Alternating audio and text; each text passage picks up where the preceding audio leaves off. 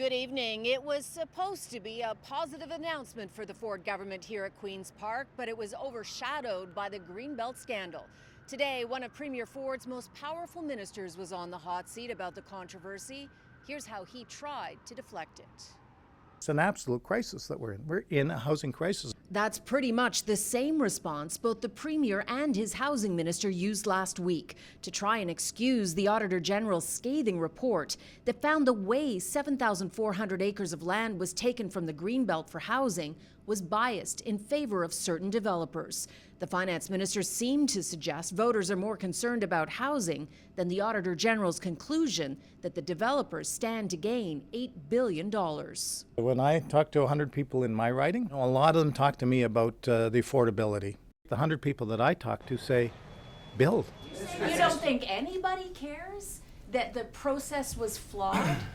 The AG's findings that there was a bias toward powerful developers? You're saying nobody cares about that? I didn't say nobody cares. What I did say is that we're going to continue our focus to make sure that we continue our responsibility to make sure the infrastructure is there.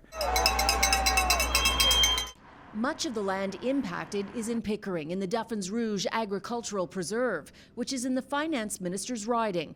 Protesters rallied outside his office this weekend. Save the Greenbelt!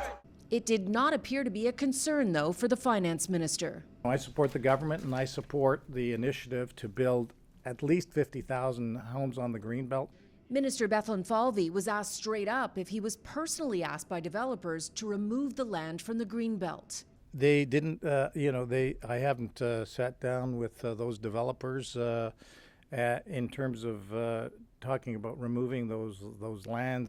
The finance minister added there has been an ongoing fight to get the lands developed. The mayor at the time and the council brought up, and many people brought up, the fact that they've been advocating for over a couple of decades to get those lands developed. However, he neglected to say that in December, Pickering Council voted against supporting the removal of the land from the Greenbelt. The minister also had to be reminded the Auditor General had 15 recommendations for the Ford government. With regard to the report, as the Premier and Minister Clark have said, the 14 recommendations are 15. Out of 15 are important to pursue.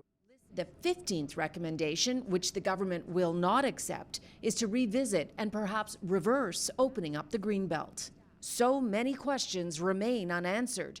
For example, the government says at least 10% of the 50,000 homes built on the Greenbelt will be affordable. What's the definition of affordable housing? If 10% of the 50,000 homes will be affordable, what's the price point going to be? Well, that's all to be worked out.